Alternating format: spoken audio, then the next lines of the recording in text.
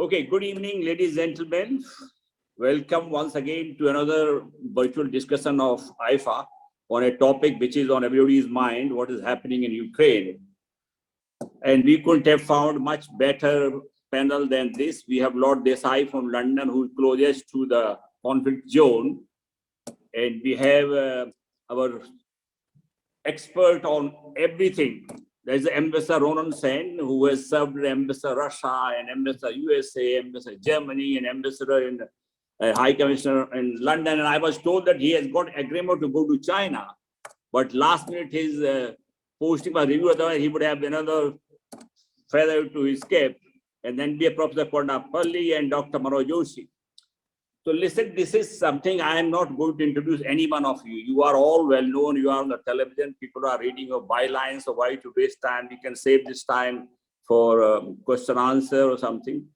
I am no expert. My view is I am really puzzled that look, Putin's concerns about expansion of NATO eastward is nothing new known. It was known. After all, his annexation Crimea was also for the same reason. His action Georgia was the same reason. So what was the recent provocation for him to do what he has done? Second thing is it only the security concern, or he still has those delusions or dreams of restoring?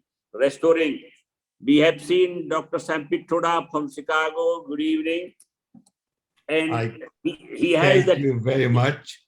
Good to see my friend Ronen. Yes, sir. Good to see you. I just thought I need to see his face. Yes. So I was saying that look, we have this kind of puzzle. Why has he done what he has done now? Because security concerns are always there. He has been also nursing this sense of humiliation for the collapse of the Soviet Empire, and he never forgave Gorbachev for that. But is that all or something else? Or he has taken advantage of the current situation when he thinks that after Afghanistan's humiliating exit of US is not the same as it was earlier. You have a UK which is Brexit is weakened. You have elections in France, and you have a new chancellor who has been there hardly for a few months. So he must have thought if he can take it. But perhaps if you just go by the sheer support for Ukraine worldwide, I mean, they will not be sending boots, but kind of stringent economic financial sanctions they have really brought in. They can really put Russia or any country to heels. I mean, you can't have SWIFT arrangement. They can hunt down your export of oil. You won't even have FedEx. You won't have skies are closing. You can't fly your airplanes. And it could be really, really very tough for them. And then for the first time, I think NATO is now supplying from their own stock weapons for Ukraine. And I think whatever I have seen on television, it looks like Ukrainian soldiers are doing very well. I mean, the comedian turned president has really enthused the nation with his bravery and courage and whatever inspiring leadership he has shown during difficult times. So I will not take more time. I will leave it to the experts. I think I will first request Lord Meghnad Desai. Everybody knows him. He is closest to the conflict zone. He has been writing extensively for the last 2 weeks about it. And he has also, we have exchanged emails how the economic sanctions can work or not work. I think I will introduce him with one line only. Lord Meghnad Desai is the best Nobel laureate of economics which we never had. It is a bad luck of the Nobel Committee for not really taking on. Over to you, Lord Desai. Unmute yourself and then you are there. Okay, can you hear me now? Yes, yes. Okay. Well, as you said, I'm nearest to the scene of crime, as it were, and our reactions in UK and in Europe as a whole are very different, much more shocked than it could be for people who are farther away. I'm not really interested in what motivates Putin. Obviously, he is in for a land grab, which he has tried before. He tried in Crimea in 2014 and got away with it. And of course, he's been talking about Donbass for a long time. But the fact that after nearly 30 years of relative peace with no Cold War in Europe, we have a great power, a great nuclear power invading a neighboring country on whatever pretext they may think up and threatening, as Putin has done yesterday, to unleash nuclear weapons is actually one of the most shocking events of my life over all these years. And my worry in this matter is the decision of the government of India to abstain rather than strongly condemn. I know I'm not going to be in the majority in this particular meeting, but it reminds me of the Indian vote for the Russian invasion of Hungary in 1956 as an example of great non-aligned movement sort of gesture. India supported Soviet Union's crushing of the Hungarian uprising. And that was very unpopular at that time. But somehow we had to, I was in India at that time, and some of us were shocked, whatever Panditji may have said. I think it was against India's humane tradition at that time to have voted for Soviet invasion or Soviet repression in Hungary. And I believe that similar thing is happening now, that to support Putin in his absolutely outrageous invasion of Ukraine, whatever may be Ukraine's past history and all that, you just can't grab territory in the 21st century like that. And even if you want to grab territory, you really must not cause the unwanted deaths and destruction and people becoming refugees, as we see day after day in Europe. Now, I just want to say one more thing, because after all, foreign policy is about hard interest, not about idealism. I know we want to be Jagat Guru, which is a great ambition. We once wanted to be the moral leader of the world and tell the world about Mahatma Gandhi and non-violence when Panditji was there. Now we want to be Jagat Guru. Fair enough, as if anybody's going to listen to us. But I worry about India's own self-interest and India's own borders.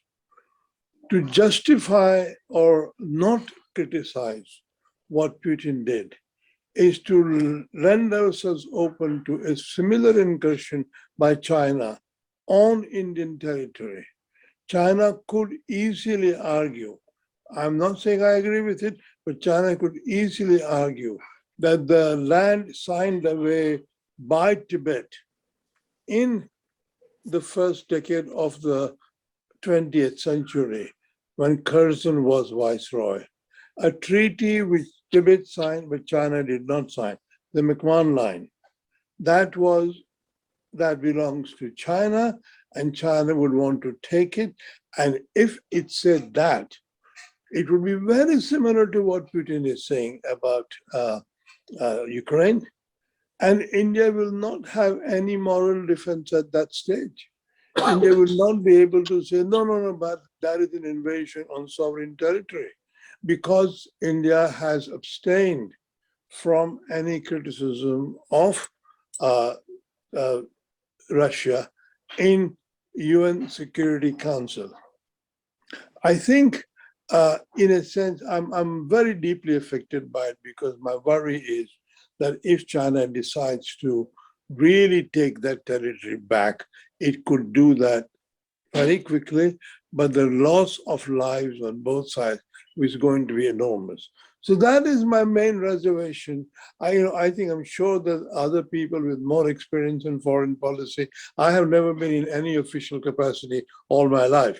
So I know, and they know better, but my worry is about Indian lives and Indian territory.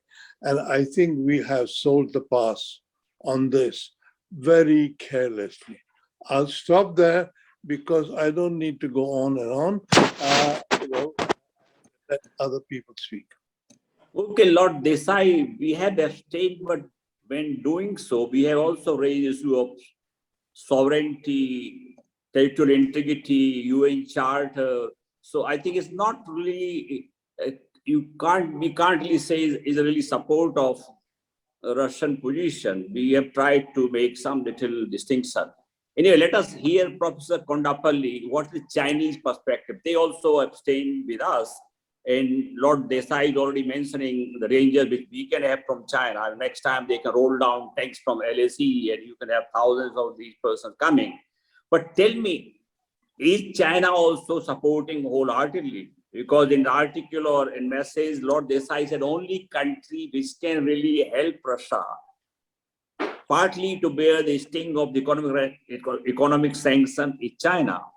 China had means to do it. But is China ready to help Russia without any reservations? Abstention means that, after all, the economic content of the relationship with the US and Europe is so huge, I don't think China is prepared to really sacrifice those interests. Can I add something? Since Please. you have mentioned it, my argument was that China is the only other country with the financial mechanism and arrangements as well as reserves, which can compensate Russia of any financial sanctions that it has suffered. America thinks it has complete control, but China is already developing an alternative financial structure internationally that will counter the dollar dominance. And Putin went to Xi Jinping not all that long ago, and I bet they cleared that matter up, which is why I think financial sanctions are not going to work. This war is going to last a much longer time. It's going to be a very bloody war, and I think India will regret supporting Russia. Thank you. Okay, Professor Kondapalli. Thank you very much. Good evening to you all. Greetings to those in elsewhere. It's really a privilege to speak to this August gathering. Let me first start with Ambassador Surendra Kumar's question on whether the Chinese are working with the Russians wholeheartedly in this issue. I think my reading is that China has been at the margins of the Russian military actions, not just now, but also a decade ago, since the Estonian cyber attacks and the Georgia related issue on South Ossetia and Abkhazia, also on Crimean invasion in 2014, Chinese positions as reflected in the foreign ministry spokesperson's comments, as well as in the SEO declarations. The two declarations from Dushanbe also mention about those, in a way obfuscating the Russian military actions in these events. So they were acting at the margins, and this is broadly termed as United Front to oppose what they mention as unipolarity of the United States. So that is one answer that I have. Ambassador Surendra Kumar has mentioned the title of this discussion today is on the Ukrainian crisis. The Chinese, when a concept of crisis comes up, they have these dualistic interpretations that this is an opportunity as well as a challenge. So let me first see what are the opportunities that China has in the current crisis. First is if this invasion and resulting new Cold War, if that emerges, and it looks like it is emerging because of the nuclear command being activated by Russia and a series of United Nations Security Council discussions. And this is now going to be part of the General Assembly discussions as well, as was also previously during Crimea and Georgia events. It suggests then that if this new Cold War emerges, then American focus would be on transatlantic region, the traditional Cold War focus, which then means that the Indo-Pacific would be left to the Chinese to address. So this is where I think an opportunity for China. As we all know that the Quad and Indo-Pacific has been activated for the past 4 years, since 2017. So this is an area I think China would have more opportunities. Please remember when the Cold War was over in 1991 between the then Soviet Union and US, the US shifted at least 6% of its military assets towards Guam and Okinawa and other places. This is part of the Obama's pivot and rebalancing, and then the other American policies since then, Indo-Pacific and Quad and others. So this is an opportunity for China in terms of shift in the strategic focus, global focus towards the Atlantic.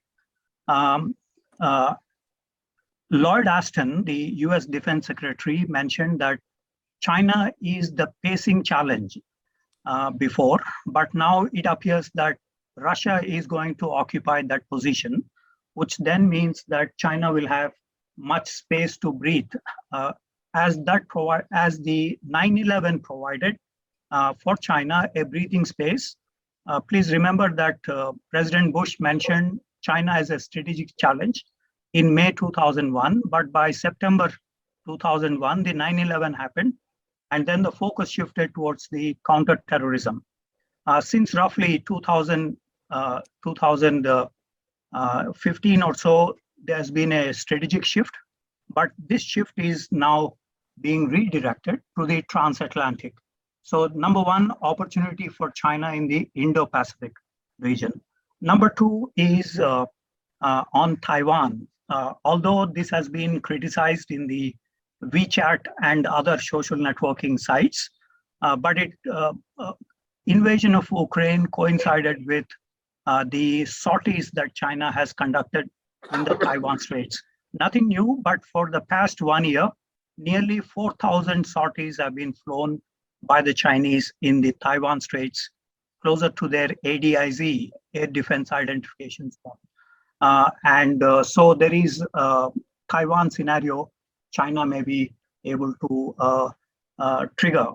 Of course, the Chinese will not be able to occupy Taiwan, unlike the Donbass region, because of the incomplete mechanization and IT applications in the PLA.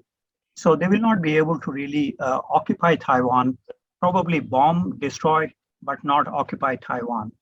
The third opportunity for China is India-China border areas. We have seen an armed stalemate on the border areas so far because of the heavy deployments by both sides, and nothing is moving.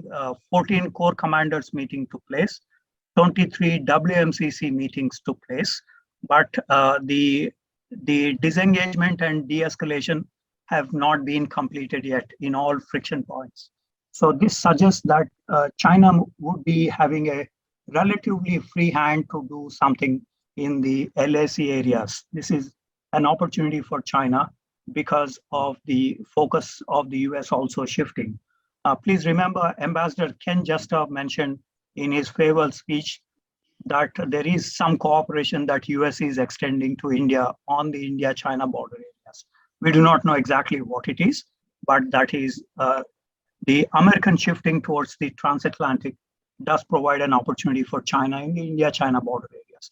Now, coming to the challenges, there are several.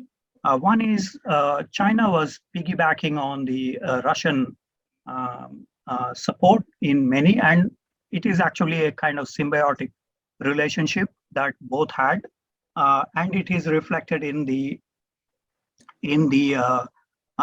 language that they used so far, the multipolarity, protection of sovereignty, territorial integrity, or other Wang Yi, the foreign minister, or the other foreign ministry establishment personnel mentioned about the or support to the Russians in terms of the legitimate security interests of Russia being affected,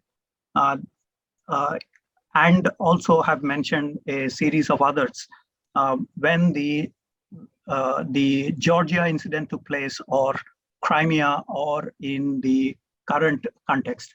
So if we look at the SEO language, none of them condemned these incidents.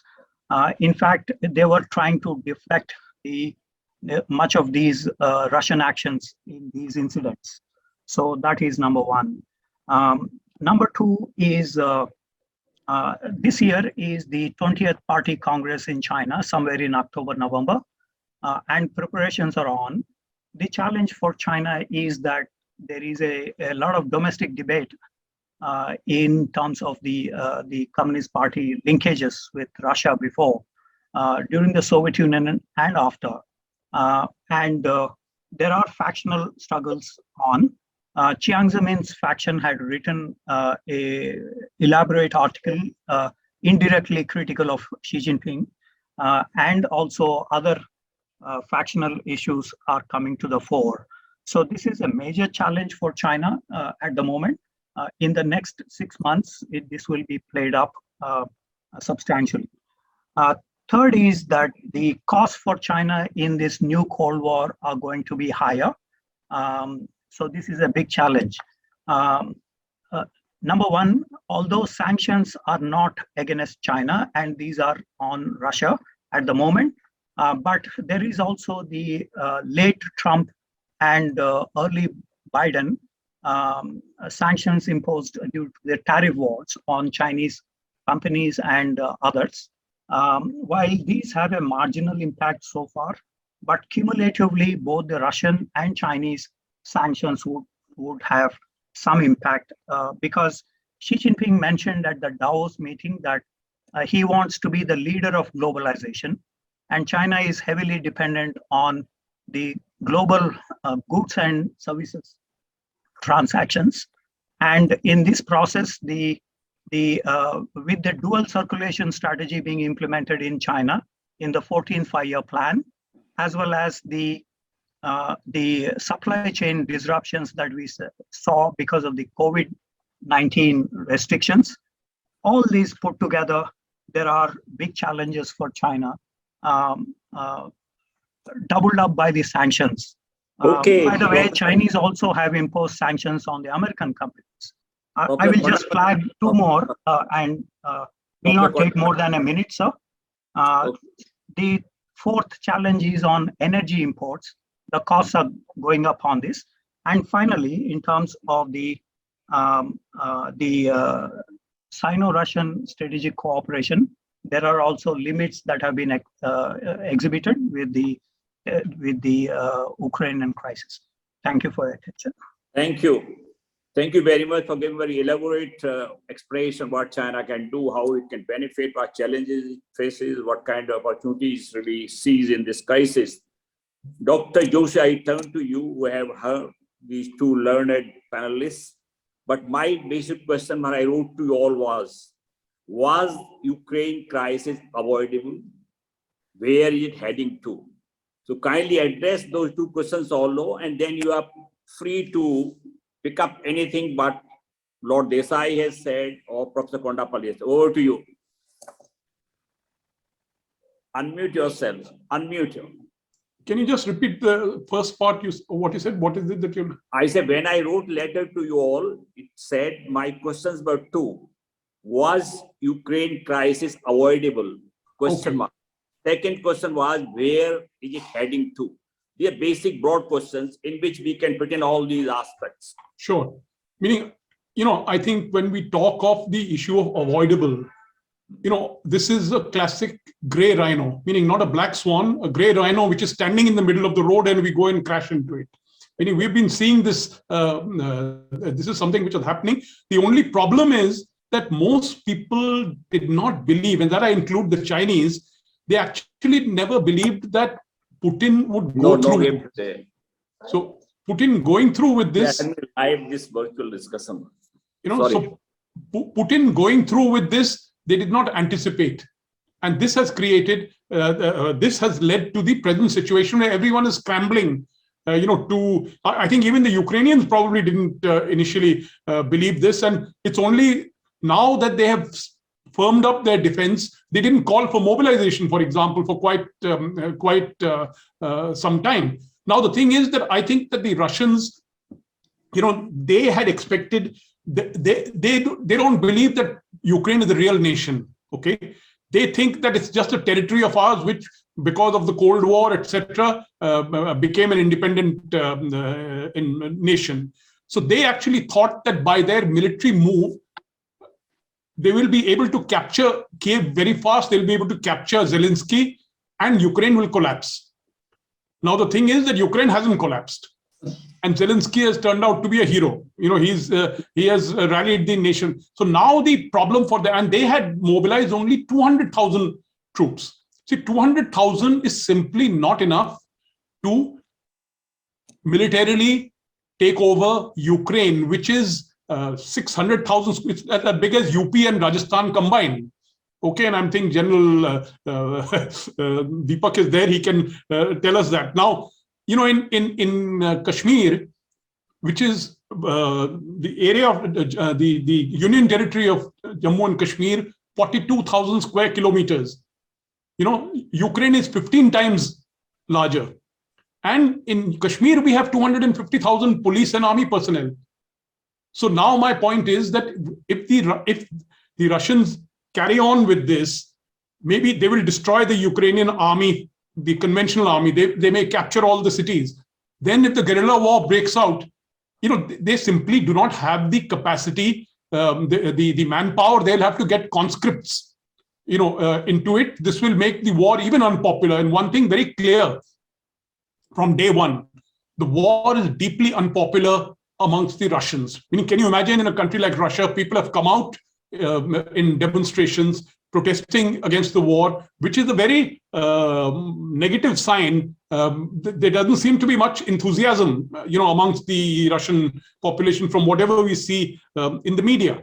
Now, I just want to make this point on China, which has been made here. Now, at one level, our stand and China's stand seem to be similar. You see, both of us said there must be an end to violence. We didn't call it invasion. Neither of us called it invasion. And we said return to the diplomatic track. The only thing is that China blamed NATO. We did not. Okay. Now, the problem is that when we say there must be cessation of hostilities and a return to dialogue, the problem is that Russian leaders are saying that cessation of hostility, meaning there must be only total surrender by Ukraine. Now, if the choice before you is that you have that dialogue can only begin after surrender, then it's a problem. Meaning that you are demanding surrender and demilitarization. So which sovereign nation can accept demilitarization and a purge of its nationalists? The second, in Putin's original thing, he said two aims. One is demilitarization of Ukraine. Second is denazification. Now, nazification is a strange thing. He was basically talking about the nationalists, that you want to eliminate the nationalists. Now, for India, of course, this is a major dilemma. There's no doubt that we have walking a very tight rope. And the problem is that if this guerrilla war intensifies, if Russia gets deeper into this whole thing, dependence on China will only increase. Russian dependence on China will increase. And Chinese will definitely pressure the Russians on some key points. For example, they will ask Russia to shift their stand on the Sino-Indian border issue. Okay. Number two, even the India-Pakistan issue, because Pakistan is basically a surrogate of China. And thirdly, arms sales to India. So in all these three areas, India gets more and more vulnerable if this conflict continues. And my view is that hopefully we can get a ceasefire quickly.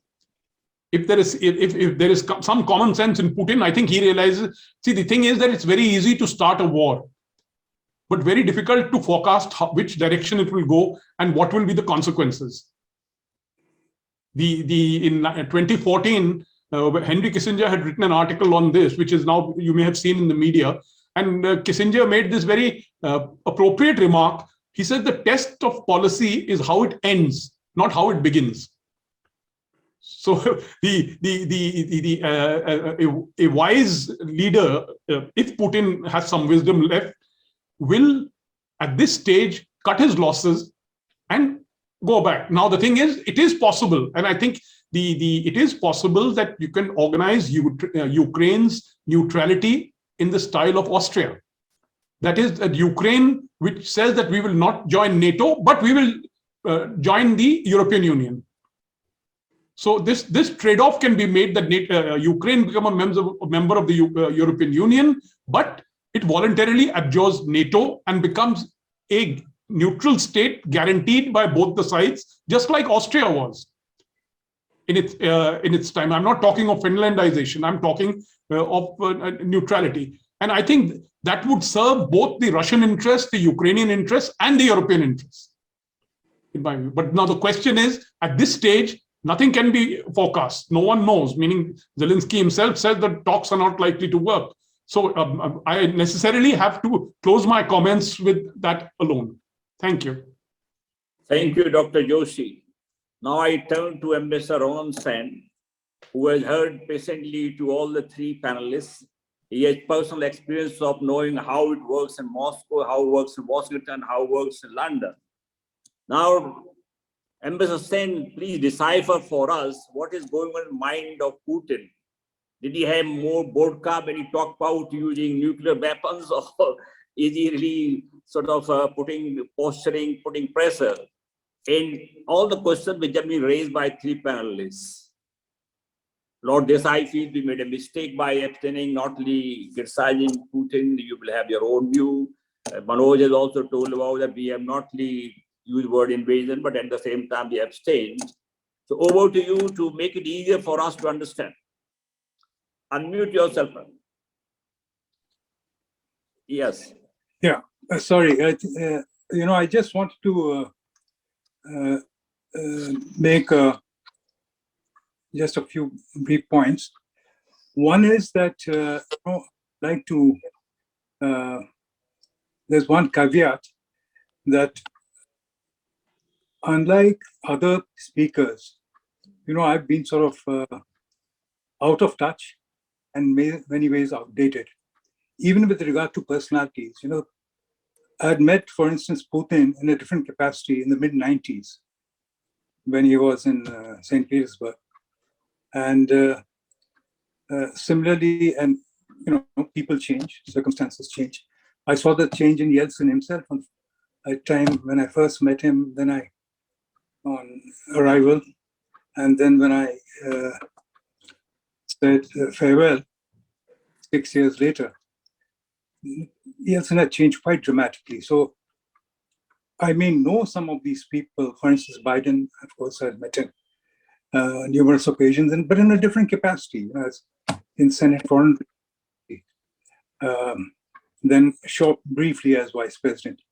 But then, when you become the President of the United States, your perspective changes, and the situation has changed. Situation has changed, international situation has changed in all these countries. So that's the caveat. So it's not that I have any special insights to offer, but I would like to just make one comment about Putin and why now. I think that Mr. Manoj Joshi is right, said that nobody expected it. But if you look at it from the Russian perspective, this has been building up for a long time, and everybody knows it's been building up for a long time. It's something which is I saw personally. The feeling, the Russian feeling of being led on, in fact, misled, in fact, betrayed. They felt a sense of betrayal at the dual track policy of the United States, initially with India, and then later on in a more marked fashion by Bill Clinton. Of the dual track was, one is to try to engage Russia, constantly reassure Russia with arrangements like the Partnership for Peace and all kinds of other arrangements, while continuing to treat Russia as this major threat to NATO, the major military threat, and in that context, on one hand to engage Russia, and on the other hand to expand NATO, and that reflected in, if you will recall, Yeltsin's angry outburst before a whole lot of people in Budapest, making these charges in a very, very emotional and very, very angry manner, I would say, before all the heads of state and government who had gathered for the OSCE conference summit in Budapest. And on the same time, at the same summit, had given those assurance to Ukraine and other countries who had disarmed themselves. Actually not disarmed themselves; they had been defanged. They had been arm twisted into giving up their nuclear weapons on the basis of some assurances. Those were not any guarantee, but assurances that their territorial integrity, etc., would be preserved, which has now been violated by Russia. So that is the backdrop. And what has happened with Putin is, and after all these outbursts were in '94, December. Now, since quite a number of years, he's been at the helm, and all these things are actually happening. I mean, 3 waves you've had NATO expansion. And he has been, whatever the perceptions outside perception is that he helpless. He has to accept reality. He can't turn back the clock. But internally within Russia, said that, look, you have been at the helm. You have been permitting all these things to happen. Where do we stop? When do you send them a signal? When they listen, they're not even listening to you. So what do you do to make them listen that you're serious? To be, treated as an opponent is one thing, but to be ignored, to be brushed aside, like a country attached to a gas station and all that, it's quite a different matter. Because as has been rightly observed, if you look at all these 3 countries, they have imperial mindsets. When you talk about dividing an empire, it's serious because that's how they think. Whether it's, I think Shankar can contradict me, but it's the Chinese, I think, from my very limited interaction, extremely limited, they have the same approach. As empires, they might be having a difference. And that mindset remains there, and linked with their history, their cultural heritage, etc. The team which will be leading for these talks, which might go nowhere, the Russian team, is going to be led by a person who is a great believer in that. He has got no experience on security matters or anything, but in the Russian identity as they perceive themselves. So this is something which, so you can, one is tempted to dismiss the long rambling diatribes of Putin, but there should be some understanding at least as to that this is not a personal, he's not isolated in that. And it reflects deep-seated sentiments, which is, of course, about the perspective of the Russian establishment. The second aspect is, and what was happening? It was not just the expansion had stopped, it had been clear. And there were military exercises going. So you have to deal with the reality at a time where things were changing, and changing quite rapidly. On the other aspect, what will be the scenarios? Honestly, I think the situation is unfolding, and none of us have an accurate picture of how it started and where it's going to, as pointed out, where it's going to end. But what we do know, for me, from my perspective, it appears that he has sort of perhaps overextended himself. And it's very unlike him, but people change, that normally he would always like to have a fallback position.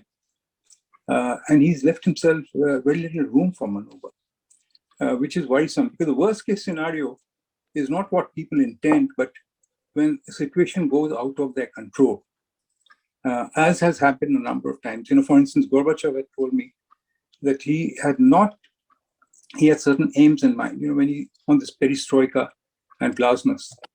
But after some time, he was just the events, the turn of events, he was swept along with that, and he felt that he was doing something about it, but actually he was not.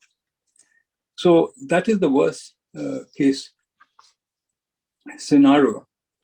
And as far as, there's also, when you talk about uncertainties, there's also some uncertainties about what the US wants. Because logically, if one looks at it, if you're faced,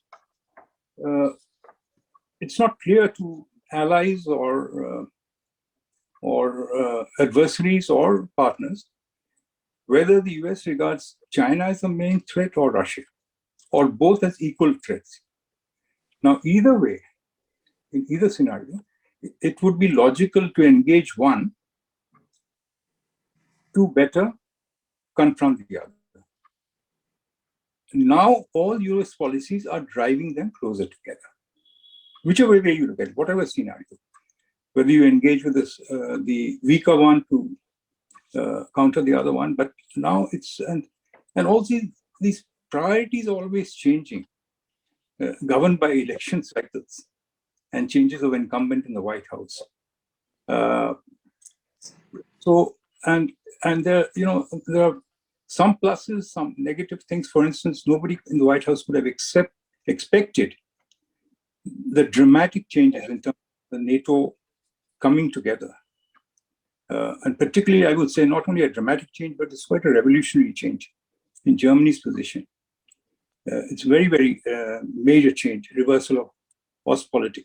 But that might be not only in view of the Russia threat and the uncertainties that pose, but it's also the unreliability or perceived unreliability of America as a partner, in which, what I just alluded to, they're constantly, is always shifting. So the questions, of course, and that has been pointed out extremely well, I don't have to elaborate. The focus is bound to shift, because from the transatlantic, unless there are some major changes in policies again, and this will be at the cost of American focus on the Indo-Pacific. And there'll be another, hopefully not, but in the Indo-Pacific, so if they'll have allocation of less resources, you'll have the same argument which you had in the transatlantic area, that is burden sharing, whether it's at the Quad or any other level. And also the participation, like you had the French very actively participating, you had a token, very symbolic, typically wishy-washy German presence in that area, but French and Britain most of all.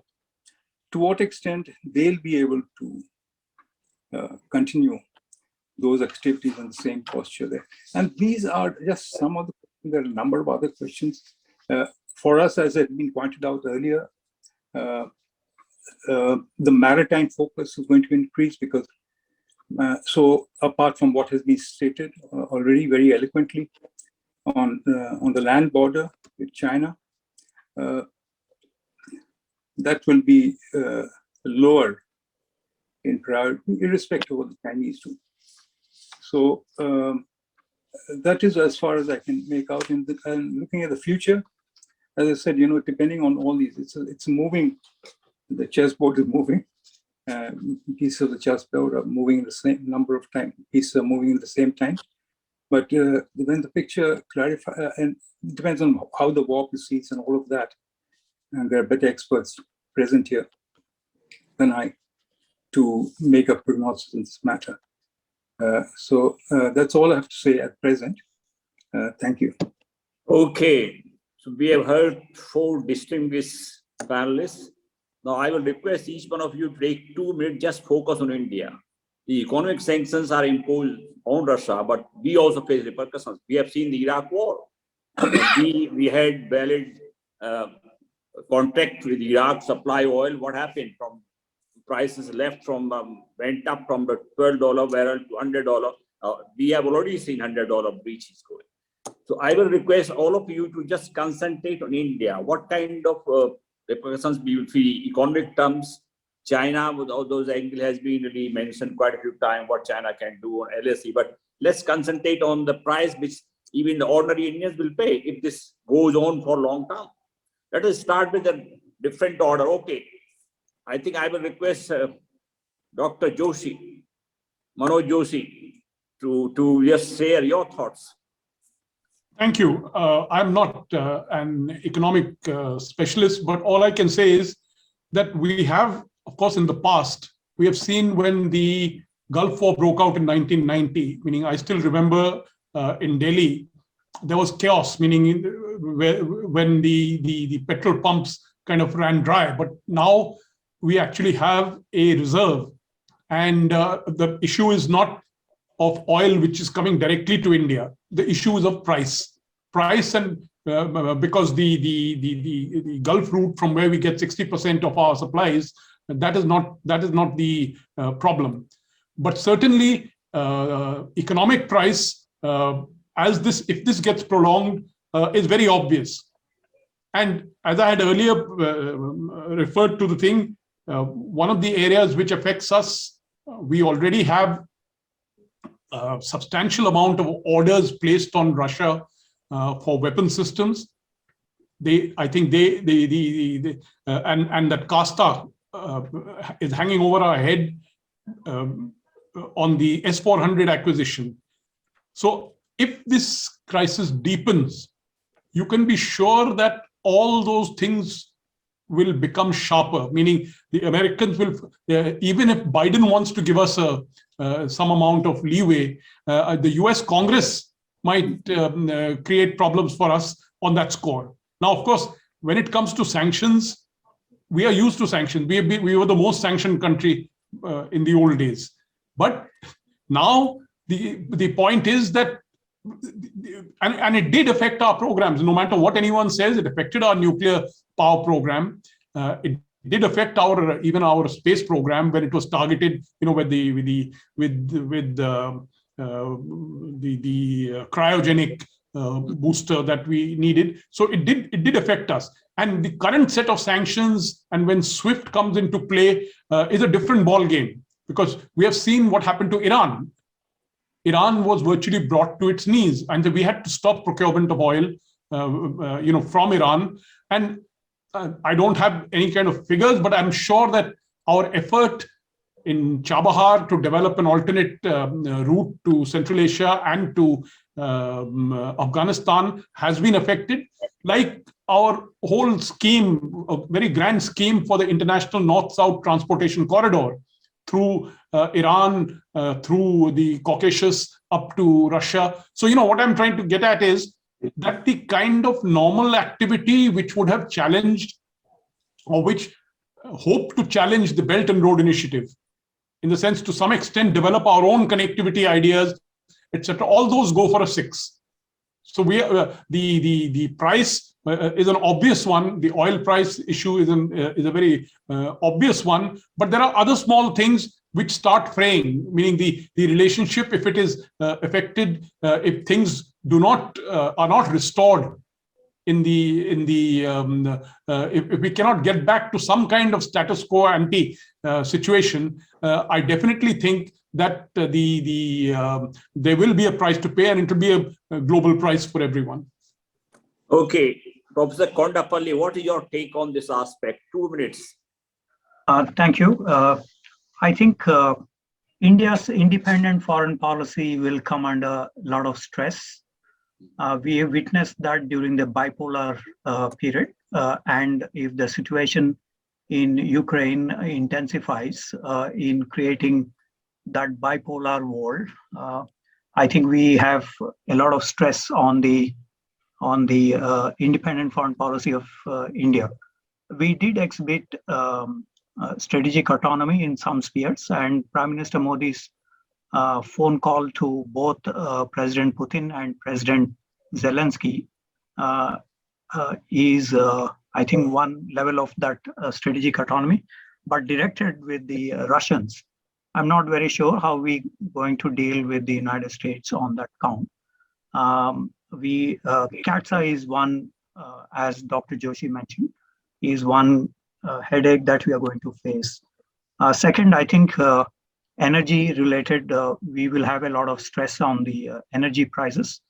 As you rightly mentioned, Ambassador Suren Kumar, they $100 per barrel, stabilizing around that.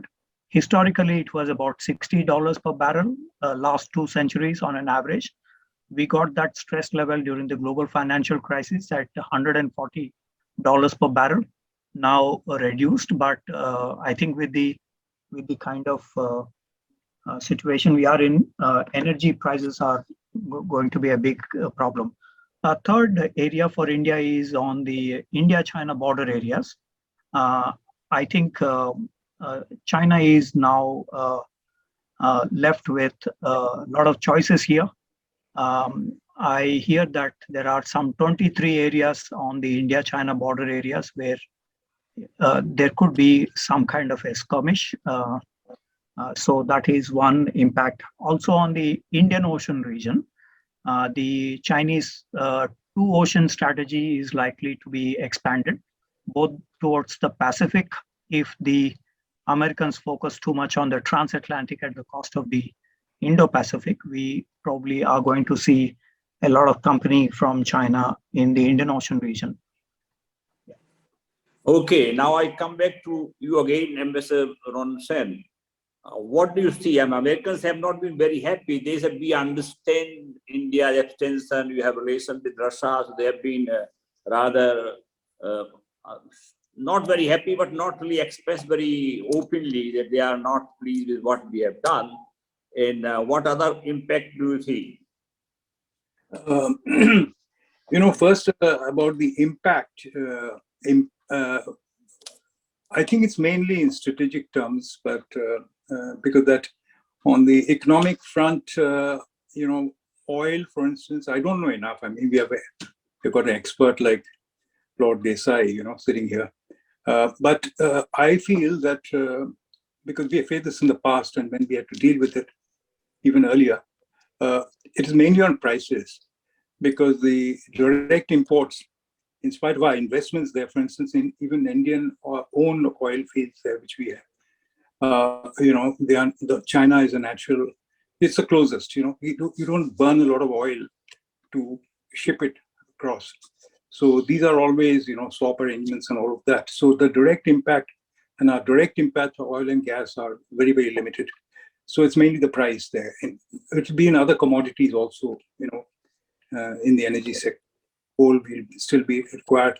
Coking coal also, we have steel and other things. I don't want to go into all of that because it's not going to be specifically linked to that.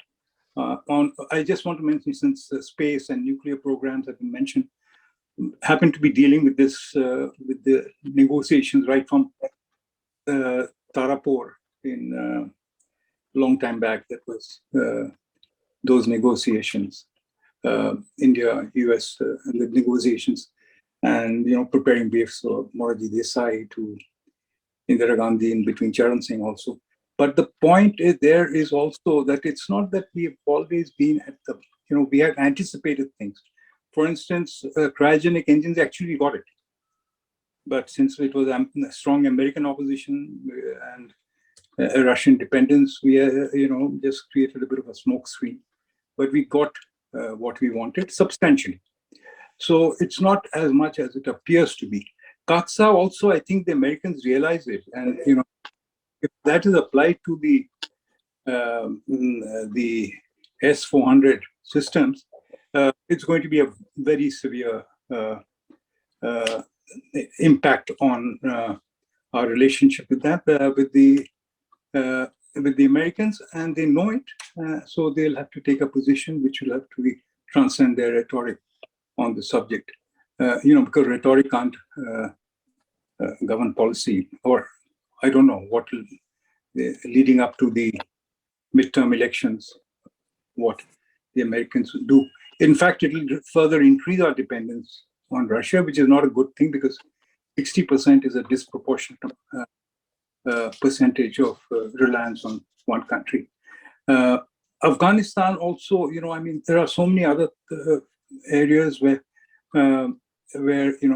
pressures can build up, and apart from the oil, there's going to be the food element as food security.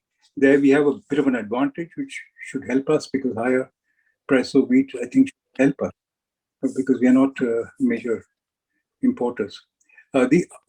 So on what we do to that is basically the same thing which one can repeat, and one has been repeating for well over a couple of decades now. One is to strengthen our internal cohesion. As a pluralist and federal polity, and all these divisive tendencies of, religious, caste, ethnic, linguistic, regional, though that we have to get in order because you will not have internal cohesion or unity of purpose on anything which you need. You need that domestic atmosphere to deal with your foreign policy. And secondly, of course, and it's related, accelerated GDP growth, and with an enhanced focus on high-tech areas and self-reliance in defense and strategic areas where there's a lot of talk about self-reliance under various garbs and various programs. But effectively, my own assessment is very little. It's not making much of a dent anyway.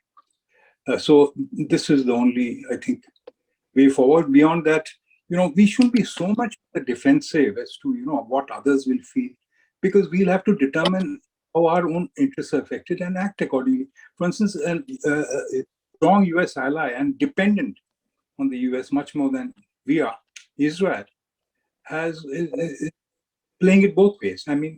Because, and they, like the rest of the world, nobody believes in the denazification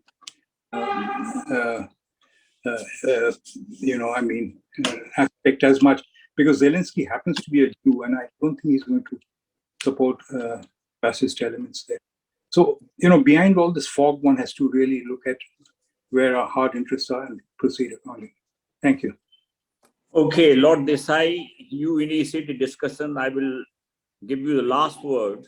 You already said we made a mistake by not criticizing the invasion. Now, kindly share your thoughts. What kind of consequences and repercussions India is going to face in economic field and other fields? Please unmute. My Yes. worry is that ultimately this will strengthen China.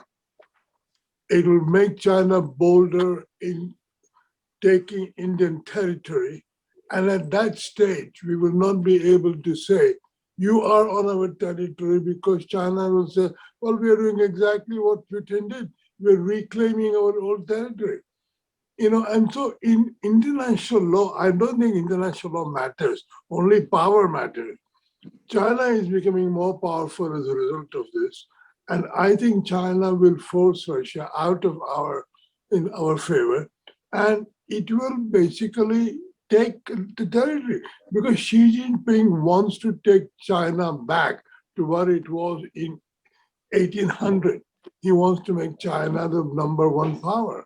And this exactly plays into his hand. And I think we ought to be really looking at China as #1 enemy and not mess around, cohabiting with it, be it in climate change or in Ukraine. I think if you want to be non-aligned, we should be non-aligned with China. And so, and I think that would, we will need friends, and our only friends are the English-speaking countries out there. Okay. Now we have very, very interesting, informative, insightful discussion so far. China has been mentioned so many times. It looks like a discussion about China, not about Ukraine. So when we talk about China, there is somebody who spent the entire life in studying China, actually had Chinese language, examination, civil services. My friend Shankar Menon. I can't let you go. You will have to share your views about what China will do, will not do, what kind of repercussions will have. Shankar Menon. Shankar, you are there. I have to go. No, you can't go. I have to go. Lord Desai, you have to go. Shankar, are you coming? I saw him. Pitroda. Okay. Where is Pitroda? Dr. Sam Pitroda, do you have any comments? No? Okay, China has been mentioned so many times. We have Chinese experts. Shankar is not willing, but there is my friend Neelam Sabarwal who has done an article in the new book on foreign policy China. Neelam, just 2 minutes. All have mentioned about China. What is your take? What China will do, not do? 2 minutes. I'll try and take less, Surinder. I've benefited. No. You I have take 2 minutes. Everybody mentions China. So it's like Chinese. Thank you. No, thank you. First of all, I think I've benefited greatly from this very eminent panel, and I, for one, would go along with the view, as Ambassador Ronen said, there is a whole history, I think, and we certainly can't just look very innocent about it. But unexpected, yes, it was, because people just thought troops would be poised and there would be deals would be cut and deals would be done, I think, without the conventional way of going inside. But there are also international relations structural theorists, who believe strongly that if this is what it is coming to, there was Budapest, as we came to know today from Ambassador Sen in 94, 2008 Bucharest. So again and again, I think the sense of betrayal and letdown. Then as there was a view that, all right, and Putin came to the point he felt, maybe I don't want to occupy Ukraine, but I'll wreck it for you. Okay, but that's it. I'm supposed to speak on China. All the scenarios painted by and presented by as envisaged by the experts, I think, are all plausible. And in fact, I personally even feel that she has played his role in egging on Putin, I think, to assuming this kind of a very strident posture. And if you might have noticed, there's a slight shift in their own position, very slight ambivalence from no reference to respect for sovereignty and territorial integrity in the initial statements. In the EOB at the Security Council, they have brought it back, as they see they don't also want to be caught on the wrong side of history as they are watching the events, though they continue to not call it invasion and they call it the special military ops and the rest of it. So we'll have to see. Now, China, all that is possible, the spin-offs they will get and how they will gain vis-a-vis India, vis-a-vis the Indo-Pacific. But are we not just assuming that China is ready to go the whole hog in holding the Russian hand? They have not given up with their interest lies still in the economic partnership with the Americans and the West, and that they are not willing to jeopardize. And many of their known experts have been heard to say that the trade with Russia is only even less than what the trade is with Vietnam. And 70% of what comes from Russia is really the natural commodities, understandably gas and oil. And what China is sending are semiconductor chips, and they are not willing to jeopardize, coming under heavy sanctions. So maybe we should pause and analyze that a little bit, I think, rather than just assume that China is willing to go all the way with Russia. They have not. Their main objective still remains, I think, their hope to revive and restore and get back that space with America and with the West. This is the caveat I would like to enter. Thank you, Surinder. Okay.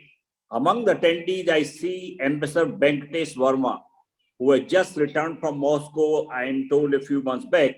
Ambassador Verma, would you like to share your thoughts about President Putin's action in Ukraine? Ambassador Venkatesh Verma. Sir, good evening. Sir, can you hear me? Yes, I can hear you. Yes, sir. Sir, a couple of... We will also like to see you if you want to So, so I'm in my pajamas. So But we will see your face, not pajamas. Well, So, Macaron was in pajamas. Okay, please go ahead. You are so fresh because you can't really depend Yes, on you because there a couple of months back. Yes. so a couple of points basically to say. Okay. This is basically a proxy fight between Russia and the United States, and the two countries will decide when to draw the line. They are not willing at the present stage to draw a line.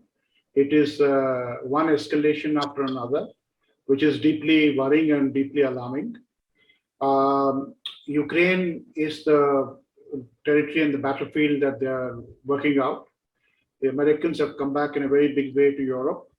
They were inclined to do so. They have now an opportunity to do so. Russia has been very clear on what it wants. We may not believe them, we may not understand them, but NATO membership is really a fig leaf. It's not. That's not the real issue. The issue was that in the last couple of years, Ukraine armed forces have been steadily upgraded to NATO levels, not just by the Americans, by the Canadians, by the Brits, even by the Turks. And you can see the effect of this in the last 3-4 days of battle. The Ukrainians are not just fighting back with great gusto, but also with great technique. And this has not come out of thin air. This has come out of... so the Russians are going after two things. One is this very sophisticated NATO level equipment, intelligence, combat equipment, javelin, all that stuff. That's real. They will go after that. They are also going back after the so-called nationalist, extremist, right-wing Azov battalions and Svoboda battalions and all. It's real. This is not a thing that we normally hear in the Western press. There is an extreme right-wing, neo-fascist, neo-Nazi groups, very long. It's been there in Ukraine for a long time, including, especially in Western Ukraine. And they will die to the last man before they submit to the Russians. And the Russians are going after them. Now, you might ask the question, what is this? I mean, was this well prepared? Obviously, the Russians didn't expect this to turn out this way. And if the military stalemate continues for the next couple of days, I think Russia is in very deep trouble. Russia has also been surprised by the extremely well-prepared American response this time. American Western response, unlike 2014, extremely well prepared. And this whole notion that if the Russians come in, they were surprised that this all is happening. It's all hogwash. They are coming just as the Americans tried to prevent the Russian invasion. The Americans will now try to prevent a Russian exit. So we are looking at a very, very high stake game. The Russians are running out of the traditional options. So that's the reason that they have upped their ante on the nuclear side. The economic weapon is a very, very formidable weapon. I mean, the world is unipolar, particularly in the financial and economic side. I mean, the Russians are realizing it now. The Americans have been using this for a very long time against smaller states, Iran, Venezuela, DPRK, and so smaller examples. And but now they're using it against a very major state. The effects are very, very crippling. It is very, very serious. The Americans have now confiscated what $300-400 billion worth of money that is there in American banks in New York. They have kept the money like they kept some of the Afghan money, in a much larger scale. So if there is no political off-ramp in the next couple of days, I think we are looking at a very, very serious. The Chinese have not lifted a finger. I'm one of those who believe that we should not trust all these documents, these joint statement documents that are signed. I mean, they have no meaning. The Chinese have not lifted a finger, and it has been a a geopolitical bonanza for them. So they will just have to wait and see which part of the bonanza they would like to pick up first. Russia is stuck very badly in its western front. So it will have a huge impact on us, strategic defense, energy, the banking system, so to speak. A further weakening of Russia is on the Eurasian continent. I mean, we have one partner in the Eurasian continent who can, who's friendly to us. If that one partner becomes weak, we have a huge problem. So it's a new unknown. I'm not surprised. I saw this coming for the last 3-4 years. The signals were there, but I am really surprised that none of the two contending sides are showing any inclination for accommodation. Zero accommodation, neither from the Russian side nor from the American side. So this is a new phase.